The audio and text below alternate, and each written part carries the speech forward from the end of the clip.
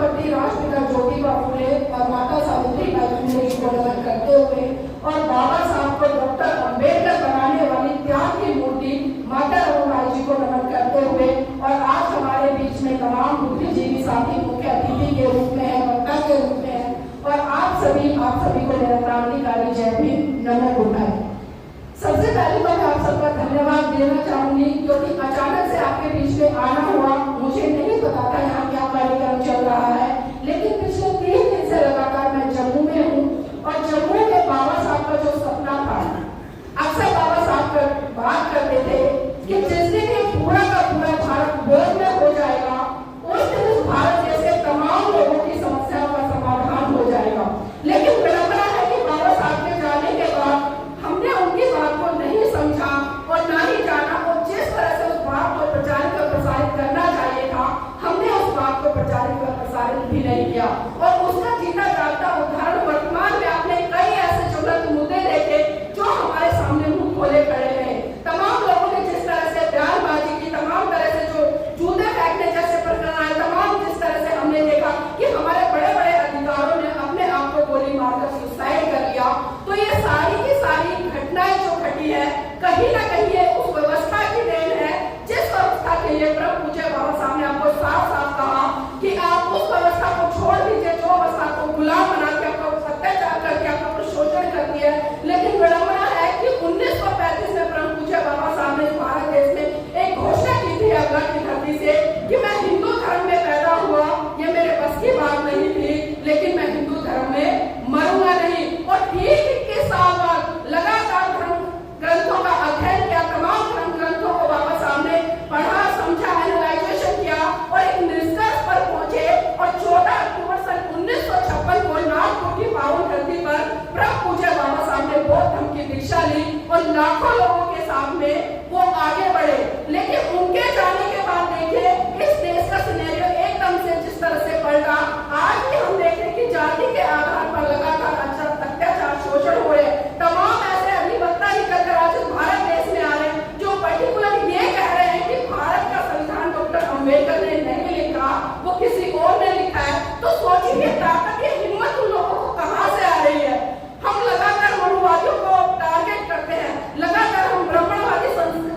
जो संस्कृति है उसका टारगेट करते हैं, लेकिन कभी हम अपने गलेबान में झांककर देखने का प्रयास नहीं करते कि जितना दोषी वो दूसरे हैं उससे कहीं ज्यादा दोषी हम लोग हैं। क्योंकि बाबा साहब ने आपको साफ साफ वो दिशा दी है।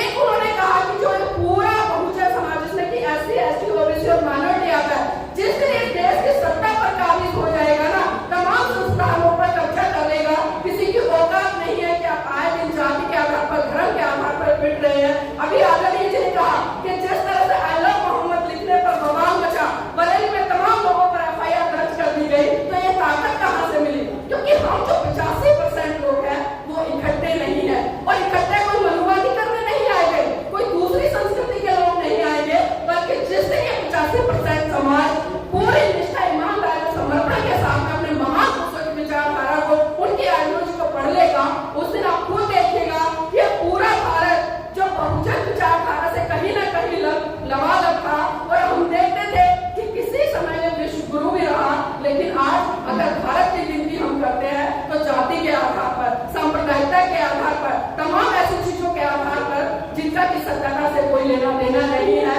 और चंद मुट्ठी भर लोग लगातार आए दिन कभी धर्म के नाम पर, जाति के नाम पर, क्षेत्र के नाम पर, भाषा के नाम पर आपके ऊपर अत्याचार, शोषण करते हैं। तो दोषी वो नहीं, दोषी हम लोग हैं, क्योंकि हमने अपनी शक्ति को पहचाना नहीं, अपनी पावर को पहचाना नहीं, अपने समाज के लोगों को संसद में नहीं भेजा। पिछले दिनों एक बात आप सबने सुनी होगी कि अमित शाह जी कह रहे थे कि जितना गुणगान ये अम्बेडकरवादी अम्बेडकर कह के उनका करते हैं, अगर इतना गुणगान ये भगवान का कर लेते तो ये स्वर्ग की प्राप्ति हो जाती। लेकिन हमने उनकी बातों को किस तरह से समझा, हमने उनका विरोध करना शुरू कर दिया। लेकिन जहां तक मैं समझ पाती हूँ, उन्होंने आंखें खोलने का काम किया था इस बहुजन समाज के लोगों का, जो अपने आप को आज अम्बेडकरवादी तो कहते हैं, लेकिन बाबा साहब ने जो रास्ता दिखाया, जो मार्ग दिखाया, उसकी तरफ बढ़ने का कभी प्रयास नहीं करते हैं। अरे वरना जो अमित शाह की क्या औकात थी, इतना बड़ा समाज, इसने अगर बाबा साहब की बात मानी होती ना, तो ये संसद के अंदर होता